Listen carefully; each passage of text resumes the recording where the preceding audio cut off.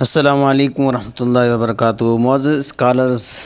اسلامیات lecture کی تیاری کے سلسلے میں آج کا سوال ہے کہ دارالحرب اور دارالاسلام کس کو کہتے ہیں؟ تو اس سلسلے میں اس کا جواب بہت مختصر انداز میں دیکھیں کہ امام ابو حنیفہ رحمۃ اللہ علیہ کے نزدیک جہاں علی الاطلاق یعنی مطلقاً مسلمانوں کو امن حاصل ہو اور کفار کو خوف، یعنی مسلمانوں کو بالکل امن حاصل ہو ہر اعتبار سے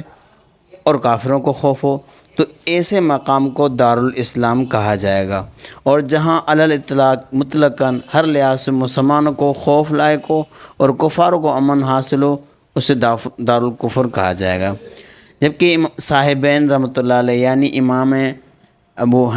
ابو یوسف اور امام محمد رحمۃ اللہ علیہ کے نزدیک یہ کہ اصل مدار قوانین اسلامی ہیں، یعنی دارالکفر اور دارالاسلام کہنے کے لحاظ سے اصل جو مدار اصل بنیاد ہے وہ اسلامی قوانین ہے، کہ جہاں اسلامی قوانین